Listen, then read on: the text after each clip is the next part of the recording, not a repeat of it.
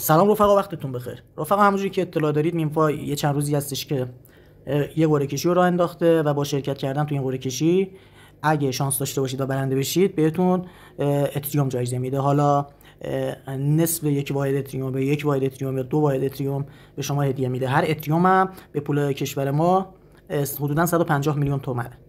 ببینید، اگه بخواید وارد قرعه کشی مینفای بشید و در قرعه کشی شرکت کنید حتما باید 100 تا اسپین داشته باشید. حالا حتمی هم نیستش، میشه کمتر داشته باشید، ولی اگه 100 تا باشه بهتره.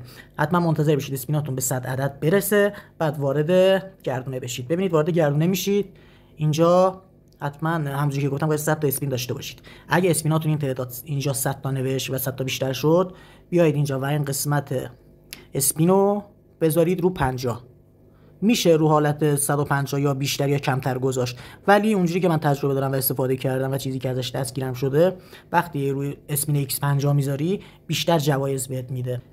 بعد از اینکه گذاشتی روی X50 انگشتتون 2 ثانیه روش نگه می‌دارید، قفل میشه و خودش بدون اینکه دیگه کاری کنید خودش به گردش در میاد. خب حالا ما چیکار کنیم که داخل قرعه کشی واجد شرایط شرکت کردن باشیم؟ ببینید، شما باید حدوداً 20 تا از این اسکینای اتریوم در بیاد براتون داخل این گردشایی که تو گردونه دارید. اگه 20 تا اسکین براتون اینجوری در بیاد، شما واجد شرایط شرکت کردن تو قرعه کشی میشید. حالا از کجا بفهمیم که این 20 تا رو ما در آوردیم یا در نیاوردیم؟ وارد صفحه اصلی میشید، تو این قسمت نشون میده که شما آقا از 20 تا اتریومی که اسکینشو باید میگرفتید چقدر اسکین گرفتید. اگه هر 20 تا اسکین رو گرفته باشید اینجا براتون تیک روشن میشه و وقتی هم که تیک روشن بشه شما داخل قرعه کشی شرکت پیدا میکنید. خب حالا ما همه این کارا رو کردیم، از کجا بفهمیم که به ما جایزه تعلق گرفته یا نگرفته؟ ما این پایین 5 تا گزینه داریم. پایین سمت راست آخرین گزینه که نوشته ولت، وقتی روش بزنید وارد ولت خود مینفای میشید.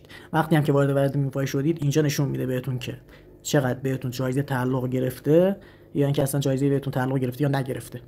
این تمام چیزایی بود که در مورد قرعه کشی مینفای باید به حضورتون میرسوندم. اگه اطلاعات جدیدتری به دستم برسه حتما به سمع و نظر شما دوستان میرسونم. ممنون که وقت گذاشتید. تشکر از شما.